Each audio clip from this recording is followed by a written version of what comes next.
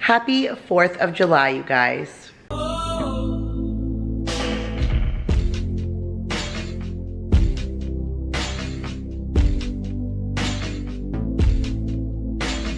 Hey guys, Kira here from 50 Shades of Mom, back to share another video with you guys. And today we are doing a recipe video for keto vanilla cupcakes with our own homemade whipped cream. Now, surprisingly, this recipe hits very close to home. So my grandmother was alive for any kind of patriotic holiday, whether it was Memorial Day, 4th of July, Labor Day, she always made a flag cake. Now, it was nothing crazy. She would just take Entenmann's pound cake and thick slice it. She placed it in a cake pan, covered it with Cool Whip, and then used berries to make the look of a flag. Now, ever since she passed away, in her honor, I have made a similar cake every single year for every one of those holidays. But with 4th of July approaching, I was like, what am I gonna do now? Because I'm not baking and cooking like that. So of course I searched Pinterest and I found that keto vanilla cupcake recipe and that whipped cream recipe, and then of course we're going to use the berries to still make the flag. So again, I'm really excited about this. This was the first time I really got a chance to take a recipe that I've always done and then really just make it more of a low carb sugar version to fit our lifestyle right now. So I'm going to take you down to the counter and I'll show you how to make these fresh keto vanilla cupcakes. Okay, you guys, so as I mentioned, I am super excited to share this recipe with you as it encompasses like a family recipe. And I get to break out my KitchenAid mixer. So I am really excited. So here's what you're going to need to make both the cupcakes and the fresh whipped cream. So you're going to need some almond flour. You're going to need some kind of a sugar substitute. I have some baking powder here. You're going to need some cream cheese, some butter. I have salt and vanilla. I have 4 eggs, and then I have some heavy whipping cream back there, as well as some Di Serrano. I wanted to try and flavor the whipped cream with a little bit of alcohol. Now, I didn't really realize that Di Serrano is sweetened, so even though you are allowed alcohol on keto, not necessarily sweetened alcohol. So I didn't do my research, but you are only adding a half a teaspoon, so it really only added a very hint of flavor. And then here are our berries that we're going to use, and then I showed you guys our cupcake liners. Here is my KitchenAid mixer. You can tell I have all of my parts in there because I've never used this before, so I'm really excited today to break it out and make some fresh whipped cream in there. And then I have my cupcake pans there for us to use. It says approximately 12 cupcakes. Maybe we'll get a little bit more. We shall see. So now let's get started. We're going to do the whipped cream first so it can chill in the refrigerator. Now, the key to a really good whipped cream is very cold cream. So sometimes you can even chill your bowl first, throw it in the freezer or the refrigerator. It'll really help thicken up your cream. So the recipe calls for 1 cup of heavy whipping cream. So we're going to throw that in, and then we're going to throw in our alcohol. So like I mentioned, this was really my idea just to kind of sweeten things up just a little bit. So we added 1/2 teaspoon to our whipped cream, and then we're going to add our sugar substitute. So it's only 1 tablespoon, and then we're just going to whip and whip and whip away.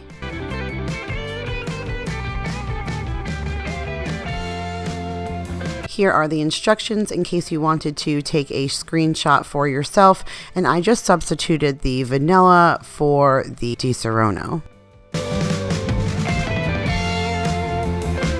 As you can see, I did just stop and check the consistency, and although it was good, I wanted it to keep going just a little bit more. I wanted it to be thicker, more like a frosting, but you don't want it to go too thick because you don't want to end up turning it into some kind of churned butter. But this was really good for my first time ever making a homemade like sugar-free whipped cream, you guys. I was really, really impressed. So now it is time to make our cupcake batter. So I did just rinse off my bowl and my mixing tool, and then now we're going to add 4 tablespoons of butter and then 3/4 cup of our sugar substitute.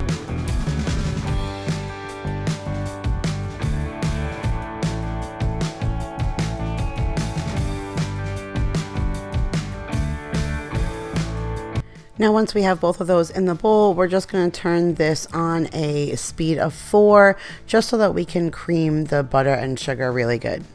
Now once that's good and incorporated, I'm just going to turn the speed off, and now we're going to throw in our cream cheese.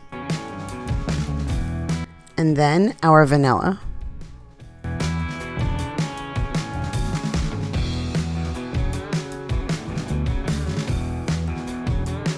And now I'm going to turn that on another speed of 4 and incorporate that all together.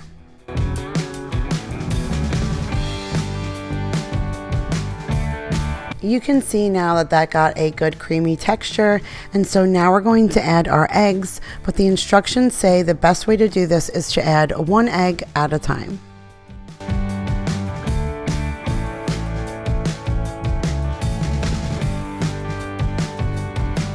Now that we're done adding our eggs, we're going to put our dry ingredients into a bowl and just kind of mix those ingredients together. So we have our almond flour, our baking powder, and our salt.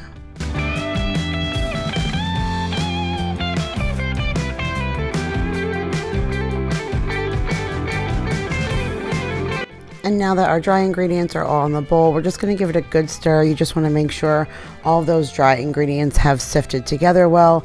And then now we're going to add them to the mix we've already made.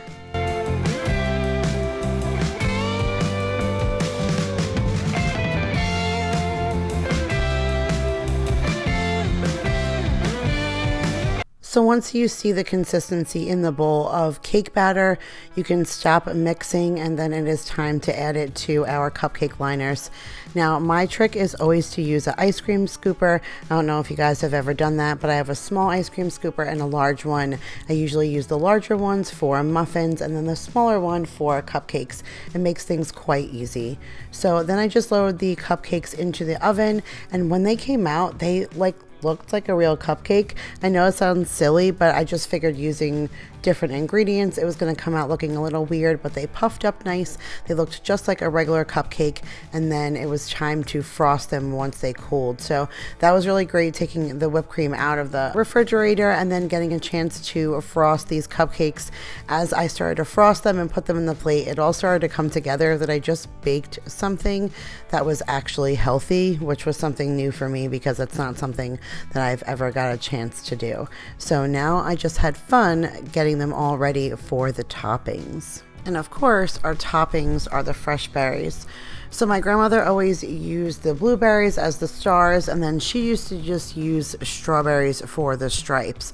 But I had raspberries in the house too, and I know that my kiddos love raspberries. So I did half of the cupcakes with a raspberry line and then half with a strawberry line. You guys, I was kind of in a rush doing this, so I was not actually precise and particular with how pretty that they could have been. I'm sure if you're a little bit more artistic and you have a little bit more patience than me, they can come out looking a little nicer than mine did.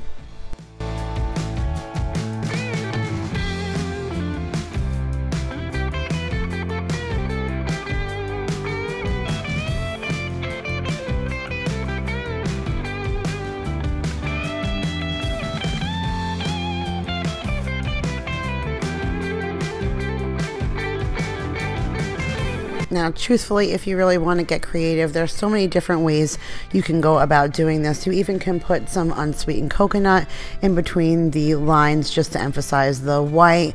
I actually have some red cacao nibs that I got from Trader Joe's. You could have used those there. You could do, I mean, the variety or the options are endless of whatever you really want to do. But this really, like I said, just hits so close to home. Every time I do something like this, I know that my grandmother is watching down on me, and this felt really good to do a recipe that I've done every single year, but just been able to do it more that fits my lifestyle right now. So I hope you guys enjoyed this video, and if you did, make sure to give it a big thumbs up. I'll make sure to attach the links of both the vanilla cupcake recipe and the whipped cream recipe in the description box below. I hope everyone has a fantastic, safe, and happy 4th of July. I love you guys all so much, and I'll see you guys in the next video. Bye, guys.